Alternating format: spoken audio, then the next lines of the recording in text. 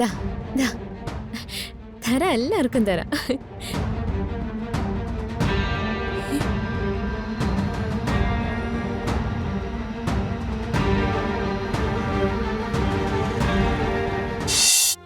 അച്ഛൻ അങ്ങോട്ട് വരാം.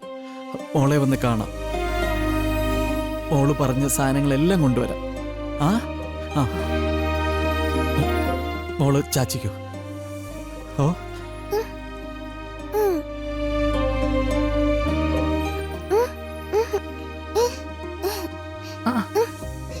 ഞാൻ എന്തിനാ സംസാരിക്കുന്നേ? മോളോട് സംസാരിക്കാനാ അച്ഛൻ വിളിച്ചേ. മോള് സംസാരിച്ചല്ലോ, അത് മതി.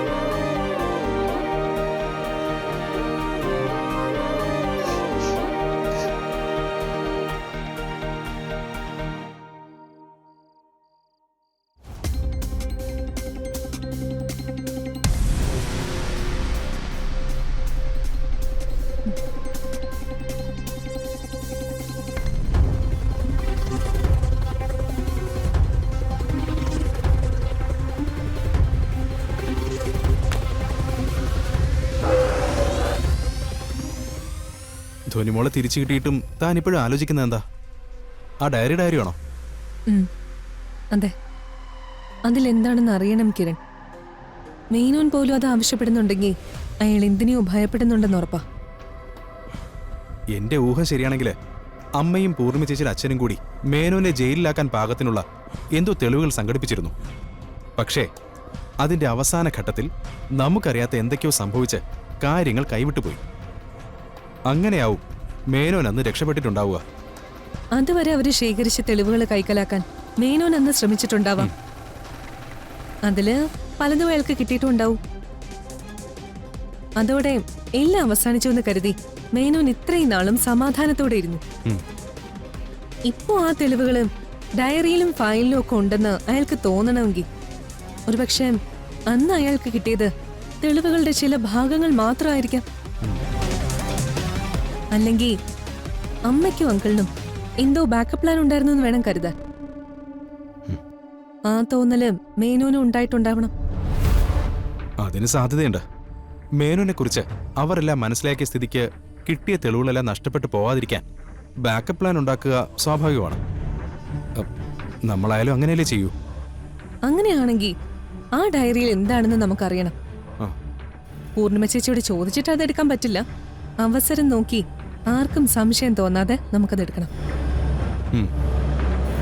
എടുത്തതുകൊണ്ട് മാത്രമായില്ല, അതിന്റെ നമ്പറിലേക്ക് തുറക്കണം. അതൊക്കെ നമുക്ക് എങ്ങനെയെങ്കിലും തുറക്കാം. എങ്കിൽ നമുക്ക് ഡയറി എടുക്കാൻ വഴി നോക്കാം.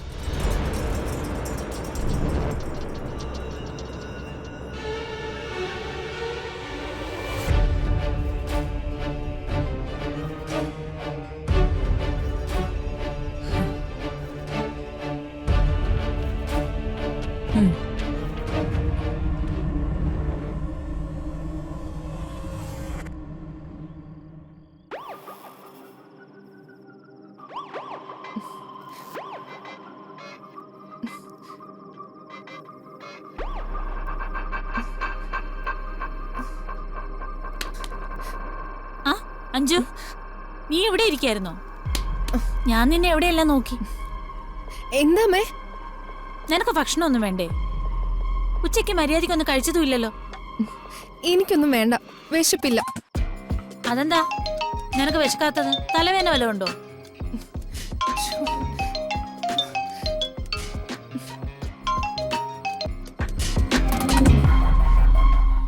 എനിക്ക് നല്ല തലവേദനയുണ്ട്, ഒന്ന് കിടക്കണം. ആ എങ്ങനെ തലവേദന എടുക്കാതിരിക്കും? ഏത് നേരവും ആ മൊബൈലല്ലേ കണ്ണ്. നീ ആ ഫോൺ അവിടെ വെച്ചിട്ടേ എന്തെങ്കിലും വന്ന് കഴിക്കും. എന്നിട്ട് ഞാൻ തലവേദനക്കുള്ള ഗുളിക തരാം. തീരെ വിശപ്പില്ലാഞ്ഞിട്ടാ. വിശന്നാ ഞാൻ പിന്നെ കഴിച്ചോളാം. ഈ പെണ്ണിന്റെ ഒരു കാര്യം. ഗിരിജെ ഏ? ഗിരിജെ നീ അറിഞ്ഞോ? ദേ തുനിമോളെ തിരിച്ചു കിട്ടീന്ന്. ഏ, ആണോ? ആ നാത്തൂനെ എങ്ങനെ അറിഞ്ഞു? ശോ, അഷി വിളിച്ചിരുന്നു. അവളാ വിവരം പറഞ്ഞേ. ഓ, എന്തായാലും ഇന്ദ്രപ്രസ്ഥത്തിലുള്ളവർക്കെല്ലാം ആശ്വാസമായി കാണും. അതെ അതെ, എല്ലാരും വലിയ സന്തോഷത്തിലാണെന്നാ അഷി പറഞ്ഞത്. പിന്നെ ഗിരിജെ, ദേ പൃഥ്വി ആ കൊച്ചിനെ കണ്ടെത്തി തിരികെ കൊണ്ടുവന്നത്. ഏ, പൃഥ്വിയോ? അതെ, ഗുണ്ടകളോടൊക്കെ ഫൈറ്റ് ചെയ്താണത്രേ അവൻ കൊച്ചിനെ രക്ഷിച്ചത്. പൃഥ്വി അല്ലെങ്കിൽ മിടുക്കന. നമ്മുടെ അശ്വമോളുടെ ഭാഗ്യം. അതെ, എന്തായാലും ആ ദുർഗയുടെയും കിരണിന്റെ മുന്നില് പൃഥ്വി അങ്ങനെ സ്റ്റാർ ആയിട്ടുണ്ട്. എങ്കിൽ ആ ദുർഗയ്ക്ക് നല്ല കുശുമ്പായി കാണും. ആ നമ്മുടെ മോള് നല്ല രീതിയിൽ ജീവിക്കുന്നതോ അവരെ ആരെങ്കിലും നല്ലത് പറയുന്നതോ അവർക്ക് സഹിക്കില്ലല്ലോ. അത് നീ പറഞ്ഞത് ശരിയാ.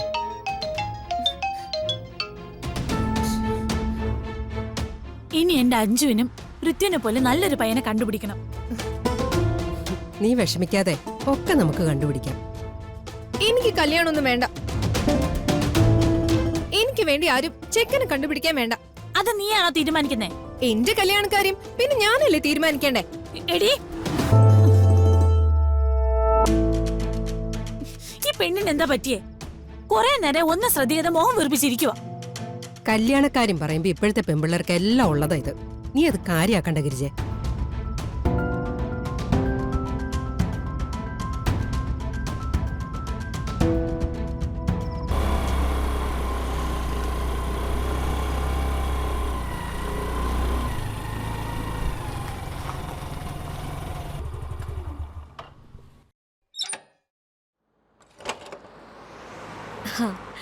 ആ, ദാ, ദാ.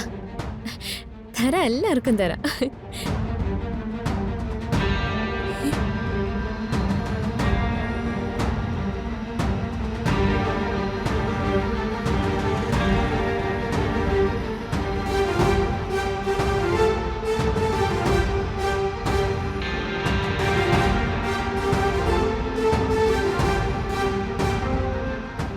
എനിക്ക് വേറൊരാളെ ഇഷ്ടം. എങ്കിൽ താനാതെ അയാളോട് കാര്യം പറ. എങ്കിൽ പറയട്ടെ. പറയുന്നേ. I love you Kiran.